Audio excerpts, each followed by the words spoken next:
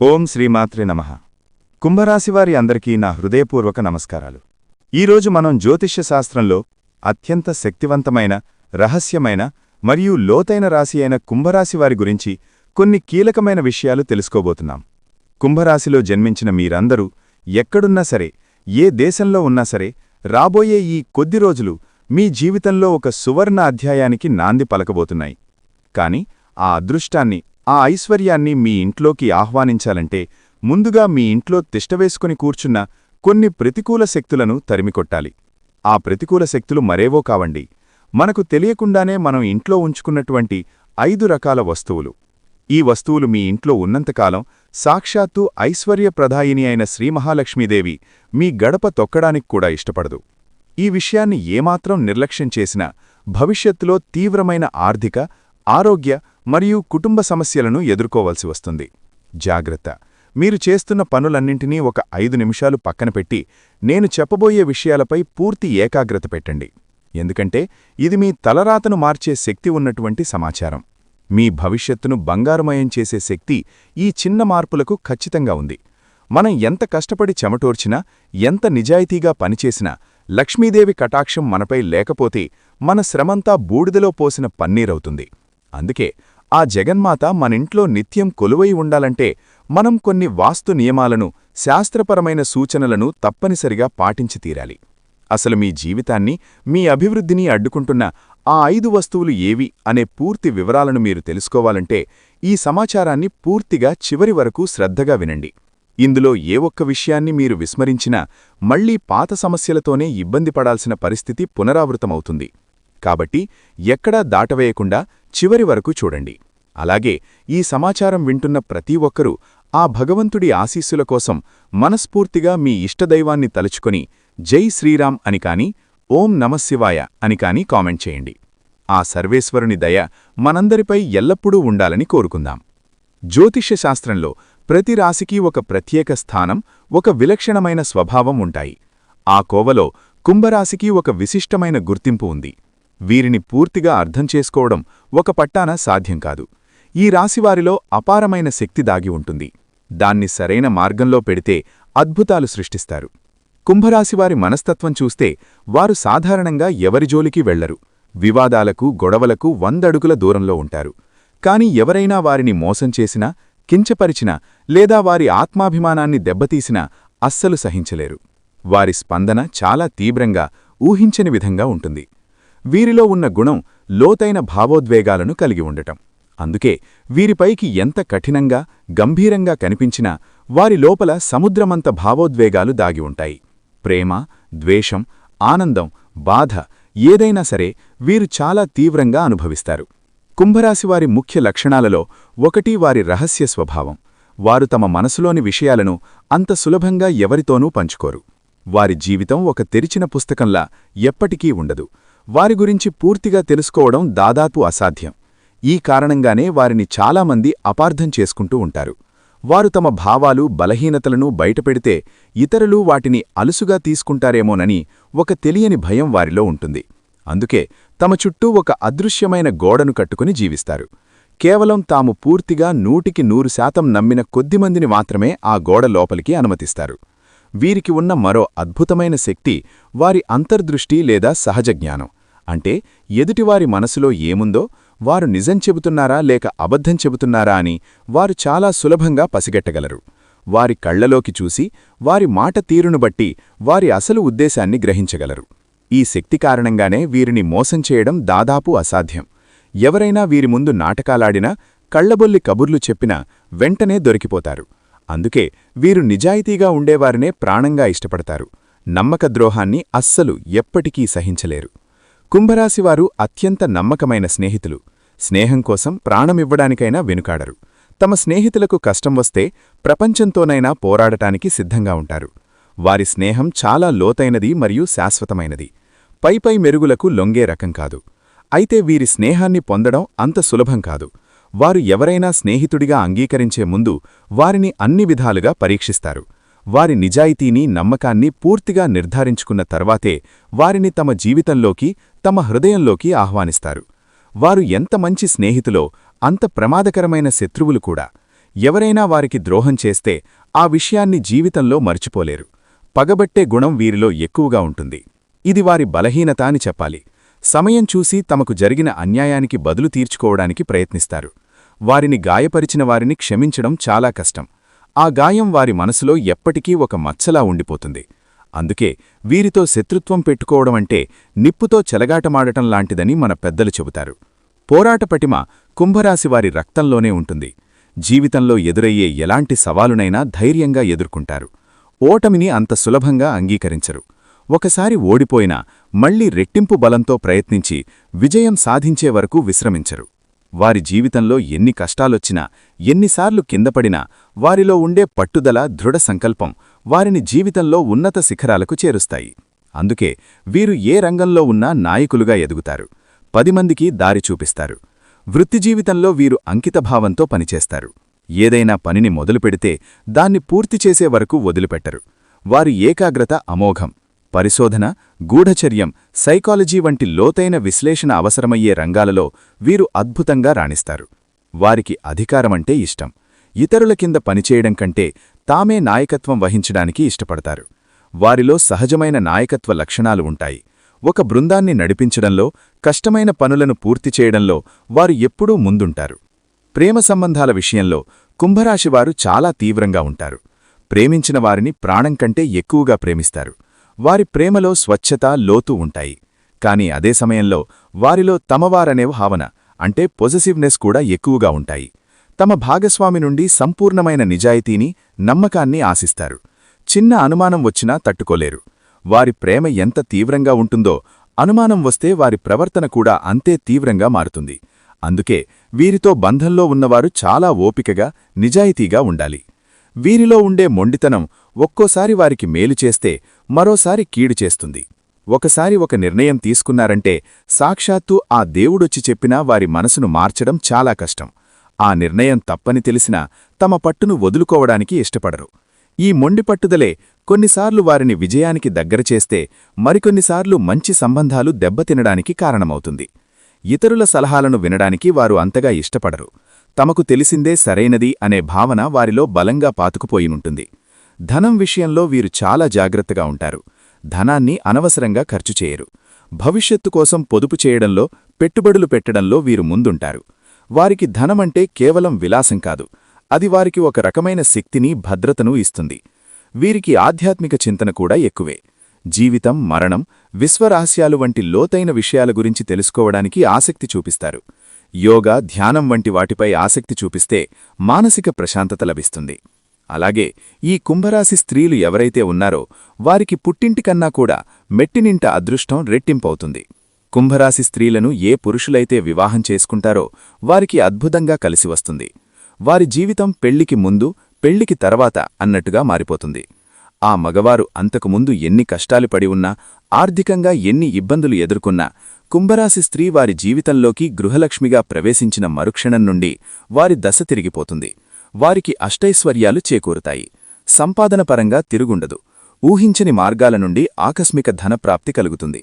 కాబట్టి కుంభరాశి స్త్రీలను వివాహం చేసుకునే పురుషులు నిజంగా అదృష్టవంతులుగా చెప్పుకోవచ్చు. ఇక కుంభరాశి పురుషుల విషయానికొస్తే వాళ్లు కూడా ఏమీ తక్కువ కాదు. కుంభరాశి పురుషులు కూడా అత్యంత ఉత్తమమైన వ్యక్తిత్వం, అపారమైన తెలివితేటలు కలవారు.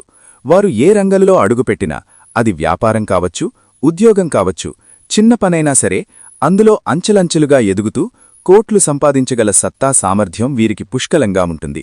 వారి సంకల్పం ముందు ఆకాశం కూడా తలవంచాల్సిందే. అయితే పాపం ఈ కుంభరాశివారికి జీవితంలో కష్టాలు కూడా అదే స్థాయిలో ఉంటాయండి. కష్టాలు లేని మనుషంటూ ఈ భూమిమీద ఎవ్వరూ ఉండరు కదా. అలాగే కుంభరాశి వ్యక్తులకు కూడా కష్టాలు చాలా తీవ్రంగా ఉంటాయి. వారిని నిరంతరం పరీక్షిస్తూ ఉంటాయి. ఎన్నోసార్లు కిందపడి దెబ్బలు తిని మళ్లీ పైకి లేచినటువంటి ధీరులు వీరు. వీడికి ఈ కఠినమైన పరిస్థితులు రావడానికి ప్రధాన కారణం వారి చుట్టూ ఉన్న మనుషులే.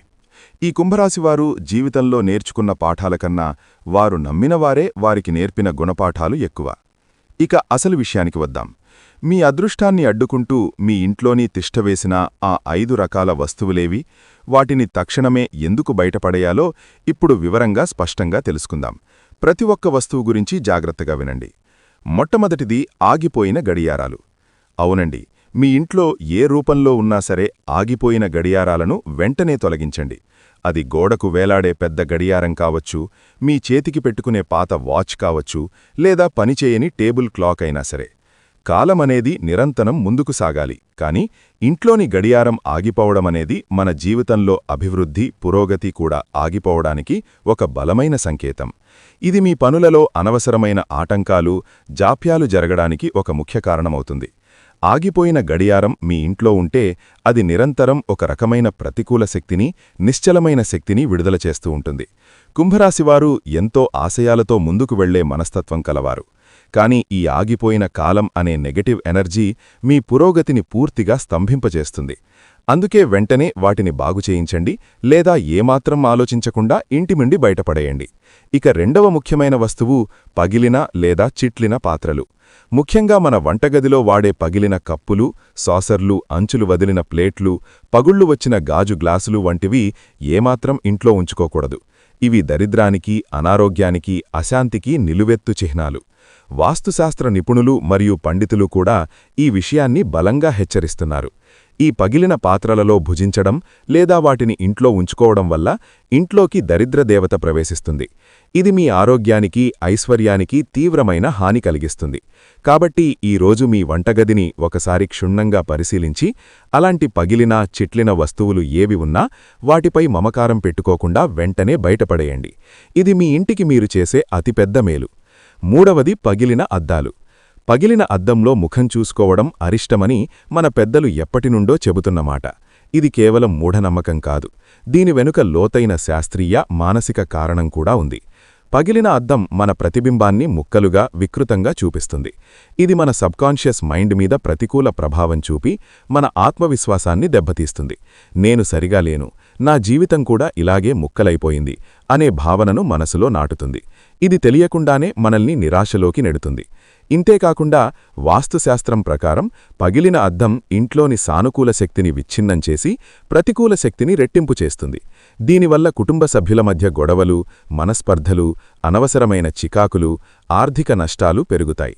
మీ ఇంట్లో అద్దం పగిలి ఉంటే దాన్ని వెంటనే తొలగించండి. గమ్ముతో అంటించి వాడటం కూడా మహాదోషమని గుర్తుంచుకోండి. నాలుగవదిగా దేవుడి పటాలు లేదా విగ్రహాలకు సంబంధించిన విషయం. మీ పూజగదిలో చిరిగిన, రంగు వెలిసిన పగిలిన దేవుడి పటాలు లేదా విగ్రహాలు అస్సలు ఉండకూడదు. అలాంటి విగ్రహాలను, పటాలను పూజించడం వల్ల మనకు ఎటువంటి పూజఫలం దక్కకపోగా మహాదోషం చుట్టుకుంటుంది. శిథిలమైన, భిన్నమైన విగ్రహాలను పూజించడమంటే మనం ఆ దైవాన్ని అవమానించినట్లే అవుతుంది. మన పూజ స్వీకరించబడదు. ఇది మన కుటుంబ శ్రేయస్సుకు మంచిది కాదు. పగిలిన విగ్రహాలు ఇంట్లో ఉంటే అపారమైన నెగటివ్ ఎనర్జీ వస్తుంది. అలాగే ఒకే దేవుడికి సంబంధించిన 2-3 విగ్రహాలు లేదా చిత్రపటాలు పక్కపక్కనే పెట్టి పూజించకూడదు. ఉదాహరణకు 2 లక్ష్మీదేవి విగ్రహాలు, 3 వెంకటేశ్వరస్వామి పటాలు పక్కపక్కనే ఉండటం వంటివి చేయకూడదు. మీ ఇంట్లో అదనంగా ఉన్న లేదా పగిలిన పటాలను, విగ్రహాలను ఏదైనా గుడిలో ఉన్న రావిచెట్టు కింద భక్తిగా పెట్టండి, లేదా పారే నీటిలో కలపండి. ఇక 5వ అత్యంత ముఖ్యమైన విషయం చనిపోయిన మీ పెద్దలు, పితృదేవతలు వాడిన వస్తువులు. చాలామంది తమ పెద్దల మీద ఉన్న ప్రేమతో, గౌరవంతో వారి గుర్తుగా వారు వాడిన మంచాలు, చేతికర్రలు, దుస్తులు, కళ్లజోళ్లు వంటి వస్తువులను ఇంట్లో భద్రంగా దాచుకుంటారు. ఇది భావోద్వేగపరంగా సరైనదే అనిపించినా ఆధ్యాత్మికంగా, వాస్తుశాస్త్ర ప్రకారం ఇది చాలా పెద్ద తప్పు. చనిపోయిన వారి ఆత్మ వారు వాడిన వస్తువులతో ఒక బలమైన బంధాన్ని పెంచుకుని ఈ భూలోకాన్ని, తమ వారిని విడిచి ఉన్నత లోకాలకు వెళ్లడానికి ఇబ్బంది పడుతుందని శాస్త్రాలు చెబుతున్నాయి. దీనివల్ల వారి ఆత్మ శాంతించదు. అలాగే ఇంట్లో నివసించేవారికి అశాంతి, తెలియని ఆందోళన, పనులలో ఆటంకాలు, నిద్రలో పీడకలలు, ఆరోగ్య సమస్యలు వంటివి కలుగుతాయి. వారి ఆత్మ శాంతించి వారు ఉన్నతగతులు పొందాలంటే వారు వాడిన వస్తువులను పేదవారికి దానం చేయడం ఉత్తమమైన మార్గం. వారి బట్టలను, మంచం వంటి వస్తువులను అవసరమైన వారికి దానం చేయండి. ఇది వారికి ఆత్మశాంతిని ఇవ్వడమే కాకుండా మీకు పుణ్యాన్ని కూడా ఇస్తుంది. వారి ఫోటోలను పూజగదిలో కాకుండా దక్షిణ దిశలో గోడకు తగిలించుకొని రోజూ నమస్కరించుకోవాలి. ఈ 5 రకాల వస్తువులను మీ ఇంట్లో నుండి శ్రద్ధగా, నమ్మకంతో తొలగించిన తర్వాత లక్ష్మీదేవిని ఆహ్వానించడానికి మీ ఇంట్లో మరికొన్ని సానుకూల మార్పులు కూడా చెయ్యాలి. ఇంటి సింహం ద్వారం ఎప్పుడూ శుభ్రంగా, పవిత్రంగా, ఆకర్షణీయంగా ఉండాలి. లక్ష్మీదేవి మన ఇంటికి వచ్చేది ముఖ్యద్వారం గుండానే. కాబట్టి ప్రతిరోజూ గడపకు పసుపు రాసి కుంకుమ బొట్లు పెట్టి అందమైన రంగవలికలతో అలంకరించాలి. ఇలా చేయడం వల్ల లక్ష్మీదేవి మన ఇంటిని చూసి ఆకర్షితురాలై లోపలికి ప్రవేశిస్తుంది. శుక్రవారం నాడు ఇంటి గుమ్మానికి మామిడి తోరణాలు కట్టడం వల్ల ఇంట్లోకి ఎటువంటి ప్రతికూల శక్తులు ప్రవేశించకుండా ఉంటాయి. అలాగే ఇంటి ఆవరణలో ఒక తులసికోటను ఏర్పాటు చేసుకొని ప్రతిరోజూ ఉదయం సాయంత్రం దీపం పెట్టడం వల్ల లక్ష్మీదేవి అనుగ్రహం, విష్ణుమూర్తి ఆశీస్సులు మీకు పుష్కలంగా లభిస్తాయి. తులసి ఉన్న ఇంట సిరి సంపదలకు లోటుండదు. కుంభరాశివారు ఈ చిన్న చిన్న మార్పులు చేయడం వల్ల గొప్ప గొప్ప ఫలితాలను చూస్తారు. వంటగది విషయంలో కూడా చాలా జాగ్రత్తలు తీసుకోవాలి. వంటగదిని అన్నపూర్ణాదేవి నిలయంగా భావించి ఎప్పుడూ శుభ్రంగా ఉంచుకోవాలి. ముఖ్యంగా రాత్రిపూట ఎంగిలి గిన్నెలను సింక్లో పేరుకుపోనివ్వకూడదు. రాత్రి పడుకునే ముందే వాటిని శుభ్రం చేసుకోవాలి. అన్నపూర్ణాదేవి కొలువై ఉండే వంటగది అపరిశుభ్రంగా ఉంటే ఆ ఇంట్లో ధనధాన్యాలకు తీవ్రమైన లోటు ఏర్పడుతుంది. లక్ష్మీదేవి అలాంటి ఇళ్లలో నివసించడానికి ఇష్టపడదు. కాబట్టి వంటగది పరిశుభ్రత చాలా ముఖ్యం. ముఖ్యంగా ప్రతి శుక్రవారం నాడు ఇంటిని శుభ్రం చేసుకొని ఒక బకెట్ నీటిలో కొద్దిగా కల్లుప్పు వేసి ఆ నీటితో ఇల్లంతా తొడవడం వల్ల ఇంట్లో పేరుకుపోయిన ప్రతికూల శక్తి మొత్తం తొలగిపోతుంది. ఆ రోజు సాయంత్రం ఇంట్లో లక్ష్మీదేవికి దీపారాధన చేసి లలితా సహస్రనామం లేదా అష్టోత్తర శతనామావళి చదువుకోవడం కుంభరాశివారికి అద్భుతమైన యోగాన్ని, ఐశ్వర్యాన్ని కలిగిస్తుంది. ఇక కుంభరాశివారు, మీరు ఎప్పుడూ ధైర్యంగా నిజాయితీగా ఉండడానికి ప్రయత్నించండి. మీలోని మొండితనం అనే లక్షణం కొన్నిసార్లు మీకు అడ్డంకిగా మారవచ్చు. కాబట్టి కొన్ని విషయాలలో ఇతరుల మంచి సలహాలను కూడా స్వీకరించడానికి ప్రయత్నించండి. నేను చెప్పిందే కరెక్ట్ అనే ధోరణిని కొద్దిగా తగ్గించుకుంటే మీ సంబంధాలు మెరుగుపడతాయి. మీరు నమ్మకానికి, స్థిరత్వానికి మారుపేరు. మీరు ఒకసారి ఎవరికైనా మాట ఇస్తే దాన్ని నిలబెట్టుకోవడం కోసం ఎంతటి కష్టాన్నైనా భరిస్తారు. ఈ గొప్ప లక్షణమే మిమ్మల్ని వ్యాపారంలో, ఉద్యోగంలో ఉన్నత శిఖరాలకు చేరుస్తుంది. అయితే మార్పును అంత త్వరగా అంగీకరించకపోవడం కొన్నిసార్లు మీ బలహీనత కావచ్చు. ప్రస్తుతం మీరు ఎదుర్కొంటున్న కష్టాలు, సమస్యలన్నీ తాత్కాలికమే అని బలంగా నమ్మండి. చీకటి తర్వాత వెలుగు వచ్చినట్లే కష్టం తర్వాత సుఖం తప్పక వస్తుంది. మీరు చెయ్యాల్సిందల్లా మీ చుట్టూ ఉన్న ప్రతికూల వాతావరణాన్ని, మీ ఇంట్లోని నెగటివ్ ఎనర్జీని సానుకూలంగా మార్చుకోవడమే. అందుకు మొదటి ముఖ్యమైన అడుగు మీ ఇంట్లో పేరుకుపోయిన ఈ పనికిరాని, ప్రతికూల వస్తువులను తొలగించడమే. చెత్తచెదారం, పనికిరాని పాత సామాన్లు, చిరిగిన బట్టలు, పాత చెప్పులు, తుప్పుపట్టిన ఇనుప సామాన్లు వంటివి ఇంట్లో ఉంటే అవి మీ ఆలోచనలను కూడా అలాగే పాతవిగా, నిరుపయోగంగా, తుప్పుపట్టినవిగా మార్చేస్తాయి. మీ మెదడులోకి కొత్త ఆలోచనలు రావాలన్నా, కొత్త అవకాశాలు మిమ్మల్ని వరించాలన్నా ముందుగా ఈ పాత వాటిని, పనికిరాని వాటిని వదిలించుకోవాలి. పాత నీరు పోతేనే కొత్త నీరు వస్తుంది. ఇది ప్రకృతి ధర్మం, మన జీవితాలకు కూడా వర్తిస్తుంది. మీరు మీ అదృష్టాన్ని, విధిని నిందించుకోవడం పూర్తిగా మానేసి మీ చేతుల్లో ఉన్న పనులను, మీ పరిసరాలను సరిదిద్దుకోవడం మీద దృష్టి పెట్టండి. మీ ఇండ్లే మీ దేవాలయం. దాన్ని ఎంత పవిత్రంగా, ఎంత సానుకూలంగా ఉంచుకుంటే మీకు అంత గొప్ప మేలు జరుగుతుంది. నేను చెప్పిన ఈ పరిహారాలని శ్రద్ధగా, నమ్మకంతో పాటించడం మొదలుపెట్టిన కొద్ది రోజుల్లోనే మీ జీవితంలో ఒక అద్భుతమైన మార్పు కనిపించడం మొదలవుతుంది. మీ ఆర్థిక ఇబ్బందులు క్రమంగా తగ్గుముఖం పడతాయి. ఆరోగ్య సమస్యలు దూరమవుతాయి. కుటుంబంలో అనవసరమైన గొడవలు ఆగిపోయి సంతోషం, ప్రశాంతత వెల్లివిరుస్తాయి. మీలో కొత్త ఉత్సాహం, అపారమైన ఆత్మవిశ్వాసం రెట్టింపవుతాయి. మీరు చెయ్యాలనుకున్న పనులన్నీ ఎలాంటి ఆటంకాలు లేకుండా విజయవంతంగా పూర్తవుతాయి. కుంభరాశివారు సహజంగానే అదృష్టవంతులు, దైవానుగ్రహం కలవారు. ఆ అదృష్టాన్ని పూర్తిగా సద్వినియోగం చేసుకోవాలంటే మన చుట్టూ ఉన్న పరిసరాలను కూడా మనకు అనుకూలంగా, సానుకూలంగా మార్చుకోవాలి.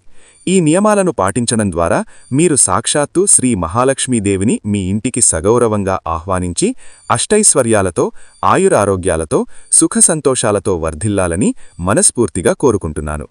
కుంభరాశివారి గురించిన ఈ అమూల్యమైన సమాచారం మీకు నచ్చినట్లయితే మీ మంచి మనస్సుతో ఈ వీడియోకి ఒక లైక్ చేయండి. అలాగే ఆ శ్రీరామచంద్రుని అనుగ్రహం కోసం జై శ్రీరామ్ అని కామెంట్ చేయండి. ఇలాంటి మరిన్ని మంచి వీడియోల కోసం మా ఛానల్ని సబ్స్క్రైబ్ చేసుకొని మమ్మల్ని సపోర్ట్ చేయండి. అలాగే పక్కనే ఉన్న గంట సింబల్ని నొక్కడం ద్వారా మేము పెట్టే ప్రతి వీడియో మీకు వెంటనే చేరుతుంది.